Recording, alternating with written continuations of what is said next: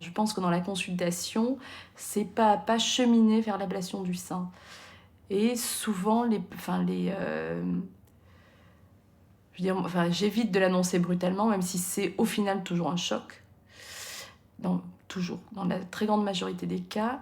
Et ensuite, moi, je prononce le mot ablation du sein, le mot mastectomie, le mot cancer du sein. Qu'est-ce qu'on enlève à une femme quand on lui enlève le sein? Je pense que c'est une question qu'on se pose, ou qu'il faut se poser dans la médecine du sein. Alors pas se la poser comme ça, pour le plaisir de se la poser, mais pour pouvoir aider mieux la femme à cheminer dans cette épreuve.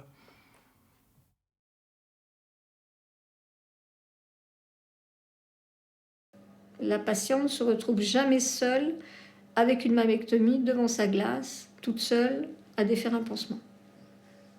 À l'étage, en général, ça n'existe pas. C'est quelque chose que les infirmières font vraiment très très attention en hospitalisation, parce que c'est très important.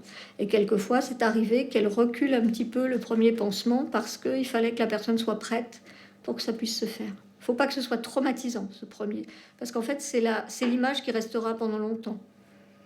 Souvent, elles pensent qu'il va y avoir un creux ou oui, il va y avoir une bosse, ou elles pensent pas que ça va être plat. Ouais, ça va être plat.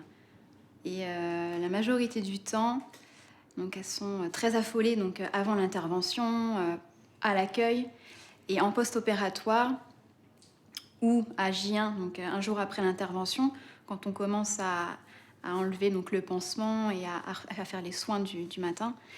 On leur pose la question si elles sont aptes ou non à regarder la cicatrice. Parce que ça aussi, c'est une étape pour elles.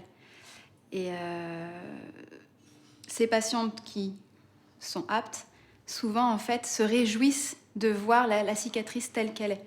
Ça peut être le moment où tout le stress qu'elles ont eu avant l'intervention, elles vont l'évacuer avec nous. Ça veut dire qu'elles vont se mettre à pleurer, tout simplement. Ce qui est bon aussi, parce qu'au final, ça veut dire c'est un soulagement pour elles.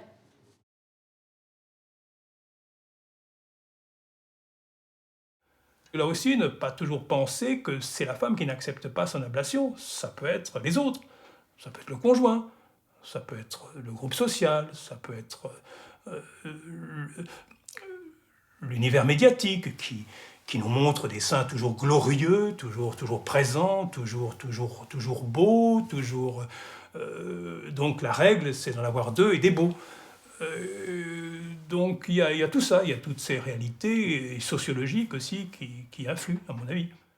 Comment leur mari va pouvoir réagir, comment elle va pouvoir se regarder dans la glace, ce qu'elle va pouvoir mettre en place pour être plus féminine avec cette absence de sein. Il y a plein de choses. Ça, c'est des exemples parmi d'autres, mais il y a plein de choses qu'elles peuvent nous confier. Par exemple, moi, j'avais une jeune maman qui me dit « Mais comment je vais faire avec mes enfants? Ils sont pas au courant que j'ai eu cette intervention. Comment je vais pouvoir leur expliquer ?»